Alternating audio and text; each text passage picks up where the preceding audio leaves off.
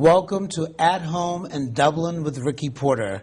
This is a television show to bring the best of Dublin to Dublin.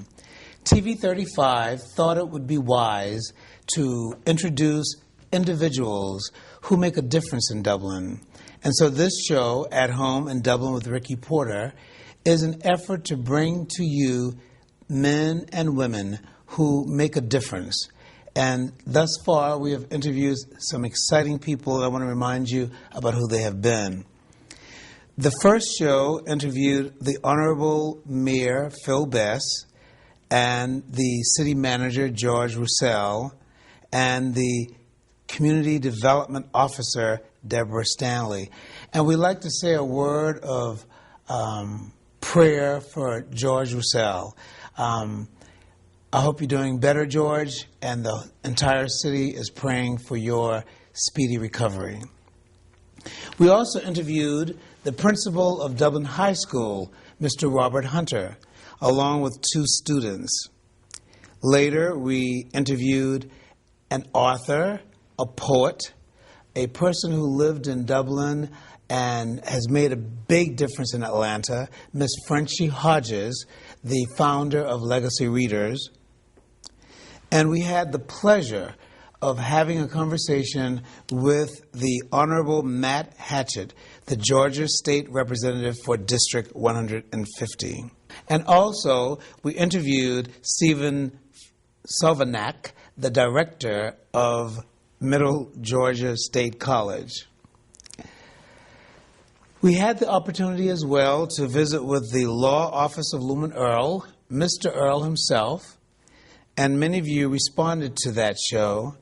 And finally, we interviewed Jeff Davis, the owner of Altair Network. I mentioned these individuals to you because we want you to know that they are people who are making a difference in Dublin. And today we have another person that we're bringing to you, a new individual. She is a new resident of Dublin, and I want you to welcome her. I'm going to welcome her, and we're going to make her feel great about being here in Dublin. Well, hello, Miss Cherise Blackwell. Hello. How are you? I am great. No complaints. God is always good. Very good, very good. So, Cherise Blackwell, you are the administrator for Dublin Rising. And actually, I didn't mention that show earlier, but we did an interview with Dublin Rising also. The co-founders, Doug and Jean Wolfe. Correct. Yes. So I wanted to do a follow-up because there were many questions and comments regarding that show, and I understood that you were hired, and so we thought it would be good to have you to come in as well. Absolutely. So tell me, first of all, why did you come to Dublin? Well, it's kind of a long story, but we'll make it short. Okay. I reunited with my high school sweetheart. And at this time in my life, I have a teenage daughter who's in high school, and I just wanted to place her in a different environment to kind of prosper her a little bit more in life, because now we're down to the count because she's in 10th grade. Okay. So I looked at a couple schools in Georgia, and I was very well pleased. One of the schools that I wanted to get her in was Gwinnett Technology of Mathematical and Science Applications. So it was our plan to realign ourselves here and then move into that school. But God has really blessed us because we came here and we spoke with Mr. Hunter. Robert Hunter of Dublin High. Right. He actually corresponded with me. We interviewed Robert Hunter as well. Absolutely. I mean, he's a blessing. Great he was person. oh my gosh. He corresponded with me email, and he looked at my daughter's transcripts, and he says, okay, she needs to be in the IB program. She needs to be in the gifted and talented. Get her here, and I will take it from here. So, you know, like any proud mama bear, when you take care of her daughter, she's happy. So you're now with your high school sweetheart? Yes. How's yes. the relationship coming along? Yeah, it's coming very well. Very well. Very well. So after you moved here, you saw an advertisement about a job for the administrator for Dublin Rising. Yes. Now, as we know, Rising is an acronym for Resident Implemented, Spiritually Inspired Neighborhood Groups Programs. Dublin Rising. Yes. And Dublin Rising is a grassroots organization on the south side of Dublin. Absolutely. Committed to rehabbing houses and building houses, working with low-income residents. Yes.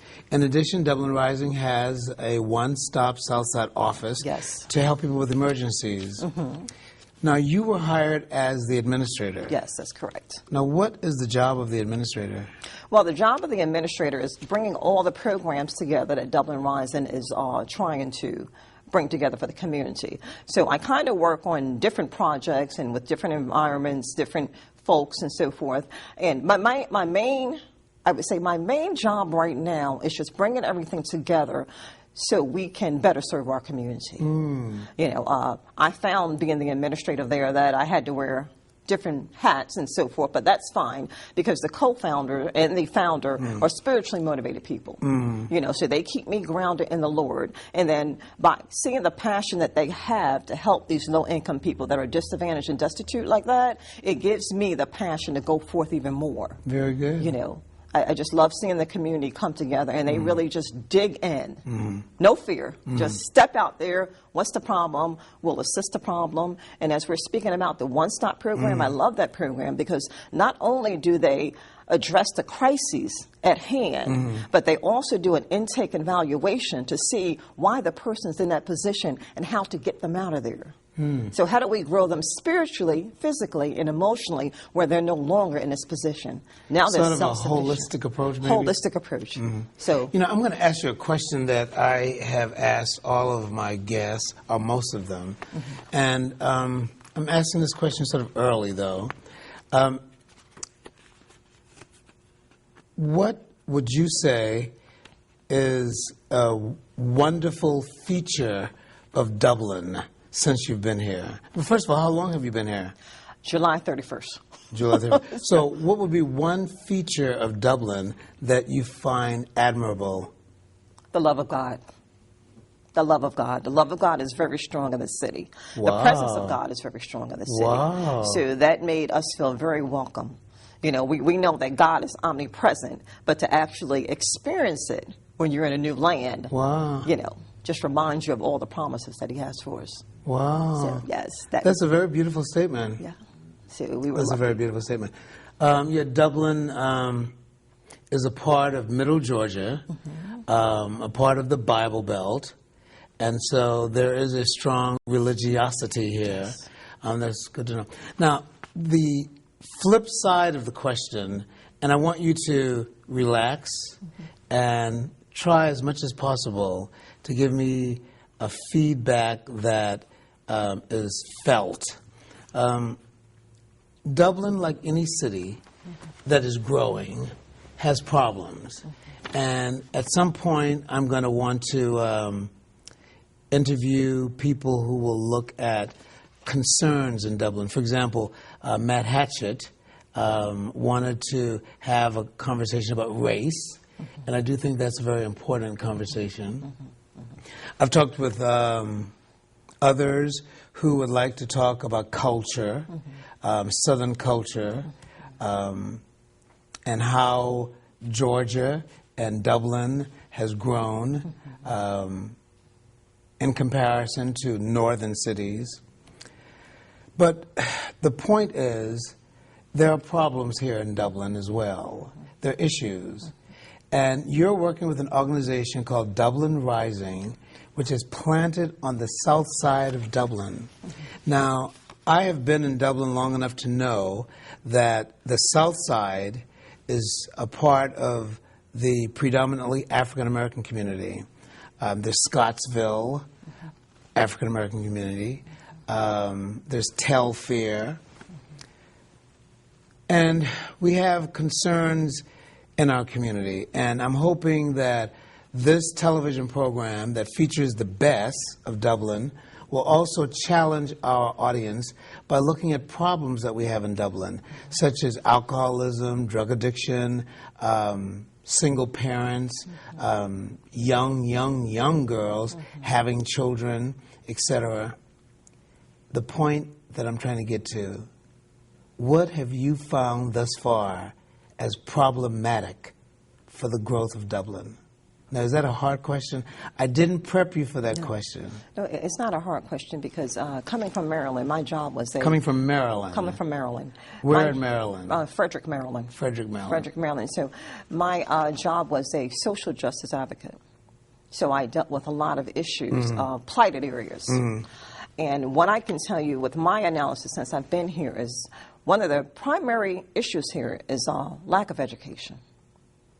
And what I mean by lack of education, not that anyone is incompetent, but the education level to where the job statuses are at this point of time are not on the same level. So we have folks that only have GEDs and maybe high school education, but yet we have jobs that need 2 and 4 degrees to get the job. So we have a gap for those that qualify and a gap where jobs are being employed. And also dealing with the South Side, I found that we don't have enough community programs going on, especially for our youth. Before you speak about the South Side, I want to make a comment about what you just mentioned. That's very interesting that you've been here such a short period of time and you have observed that particular fact regarding the educational status, quality of many of our people here in Dublin. George Roussel, the city manager, when I interviewed him very early on, that was one of his concerns, not so much regarding the educational quality of our citizens, but the city schools and county schools.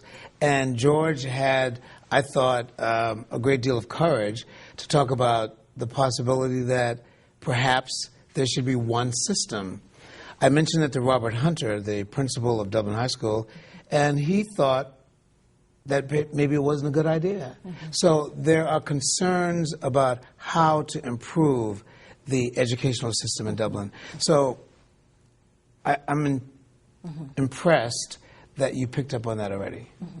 Well, I also have a child that's in school. Did you have a child in school? Yeah, remember she's in 10th grade. Right, so you would be So concerned I've been about... mama bear for a while now, so not only do you want the best for your child, but you want the best for every child in the nation when you're a mom. You just want that. You don't just want your child to succeed in life, but you want to help any other parent to help their child succeed as well. Sometimes our parents may not be equipped to help our children prosper the way they need to. And this is where the community comes in. This is where the saying, it takes a village to raise one child. An African proverb. Yes, one child. So we, with the compassion of God, we need to use our discernment and use our compassion to see how we can help other families prosper their children as well. And that will increase the self-sufficiency, family sufficiency, then the community sufficiency. And that's our goal. We are one people. Now, there's not going to be one program for everyone, but if you have the compassion and discernment to figure out what someone needs and kind of implement a plan that works with them so they can prosper, then we all succeed. You know, so it takes compassion to understand, why is Joe stuck in this position? We don't want to judge Joe, but we want to figure out what's going on with Joe. But before we can figure it out, Joe has to trust us. Well, let's segue into talking about the South Side, because what you're referring to now is very much germane to the South Side.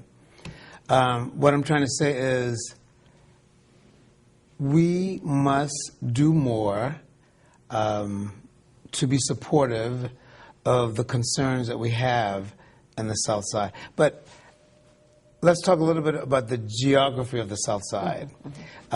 You know, 19 South, and the you go across the MLK, and that area, that's what we call the South Side. Okay, absolutely. Yeah, right, okay.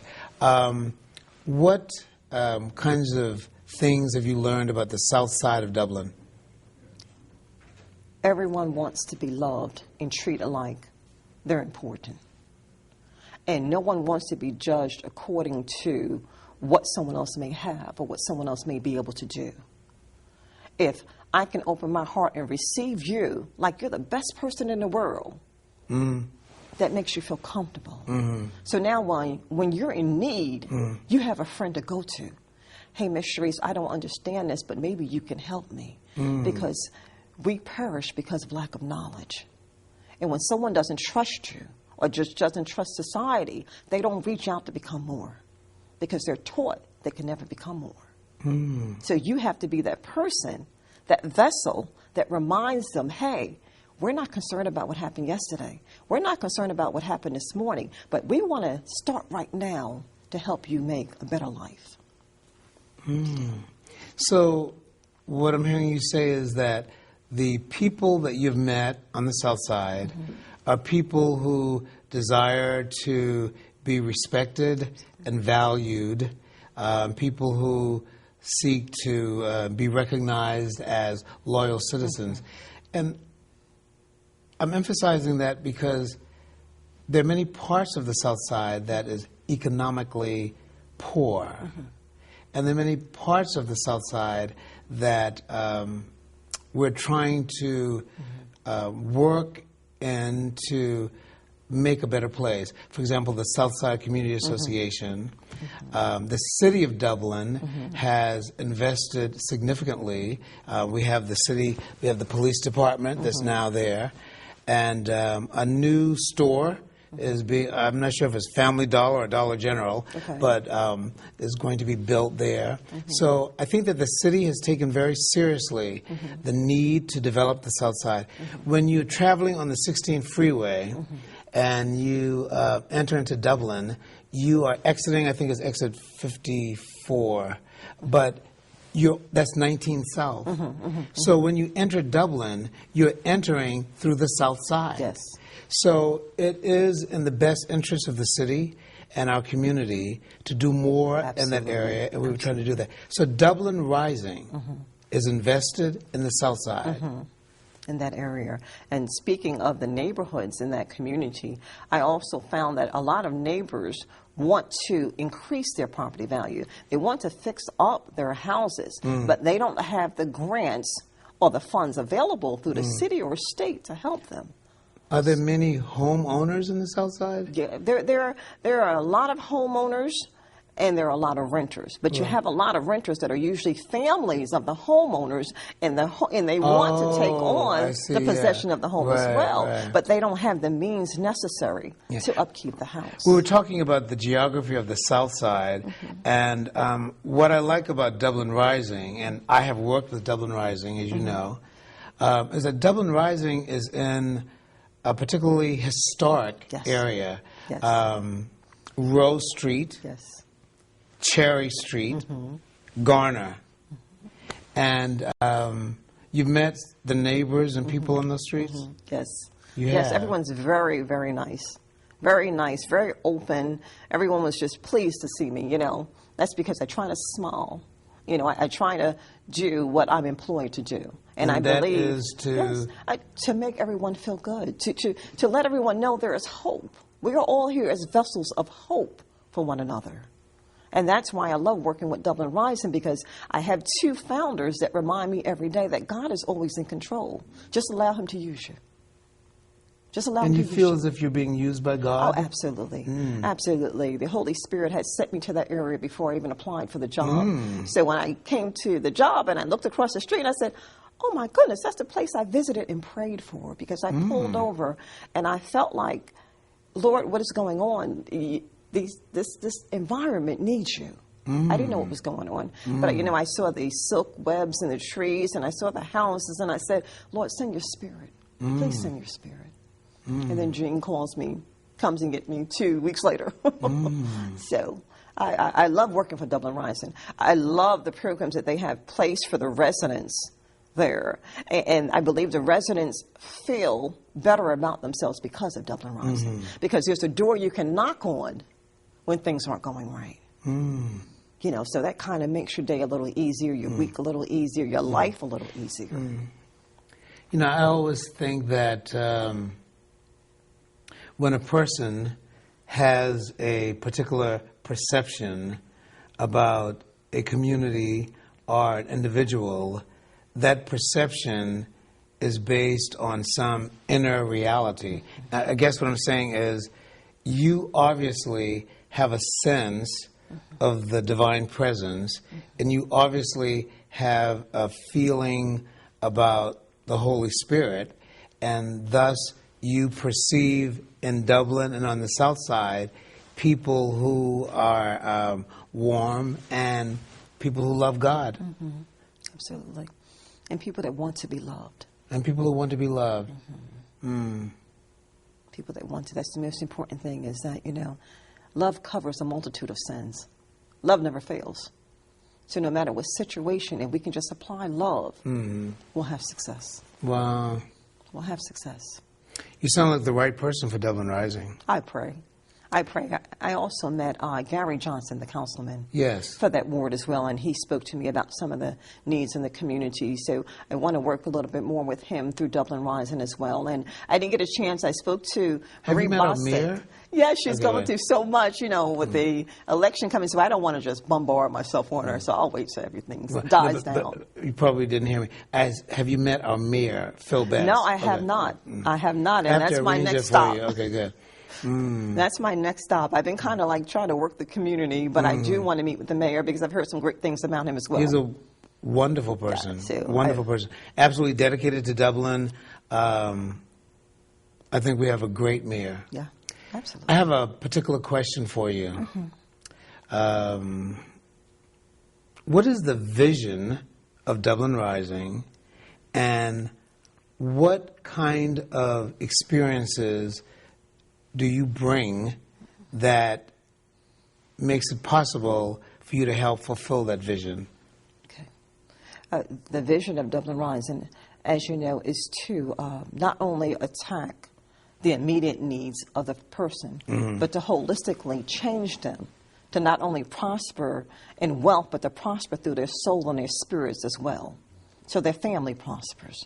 So my couple experiences with where I've come from is that I've always dealt with disadvantaged areas. I've always dealt with public housing issues and so forth. And I've always taught people how to fight for themselves and educate folks on how to get more out of life.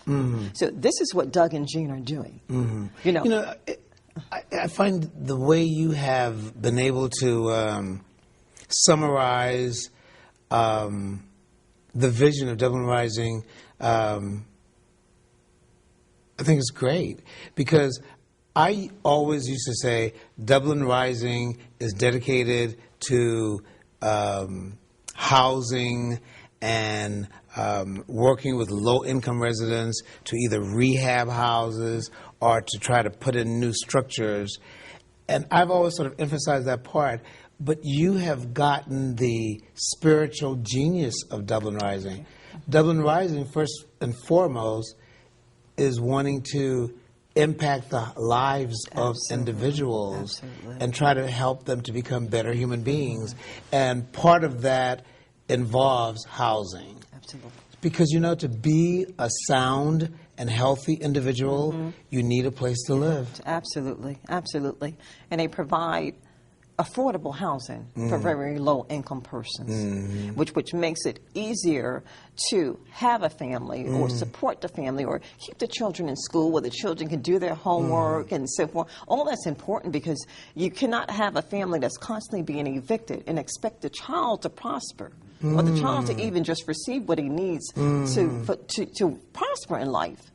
So by them providing housing not only for the community that's at risk and no one else wants to take on, and that's most important. But when you're homeless and you're down and out and someone takes you in and doesn't try to rape you for everything that you have, that gives you the inspiration to get back out there one more time. I can do this. That single mom that for some reason just cannot stay afloat in other areas, and now she has that resident where she can afford to pay the rent, and someone working with her, she can prosper her children.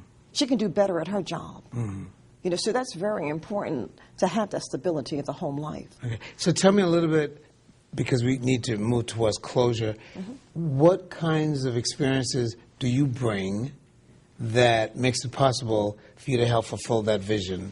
Well, let's see. I have a master's in theology, and then I have my bachelor's in religious education as well. So that's why I like to teach. I also sat on a couple of city boards, Fair Housing Commission, Affordable Housing Commission. I dealt a lot with public housing for advocacy, so I've always had to be on the front line of where the issues were occurring. Correct. And so one of the things that I'm really pleased about the South Side is that I believe the Assistant Chief, Mayor Tim... Mayor Pro Tem? Yeah. Was it Major Tim? Yeah, he's the major at the police station. Okay. Yeah. So I didn't really get a chance to meet with him. Okay. Tim Chapman. Oh, Tim Chapman. Yeah, Tim Chapman. Okay. But I think technically, well, I have a lot of family in law enforcement, but I think the title might be major. That's why I'm saying major. Okay. Yeah, I think that's what it will. We'll Okay. just say Tim Chapman for now. Okay. But however, he has the program Take Your Neighborhood Back. Oh, and when you're talking about the new yes. police? Yes, the chief? new assistant police chief. Oh, okay. And he has a program that he's trying to implement, Take Your Community Back, and that's in the South Side. And when I attended that South Side Community Association meeting, I heard folks saying, we want to take our neighborhood back, but yet we don't know how to. Because the ways that you're telling us to, we're not comfortable with. So you bring religious education, and you also bring experiences working with housing boards. Disadvantaged persons. And, very good. The disadvantaged personnel. Well, Cherise Blackwell, the administrator of Dublin Rising. Correct.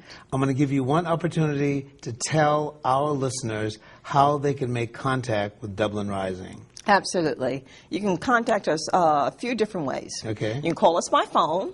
That's area code 478-304-1777.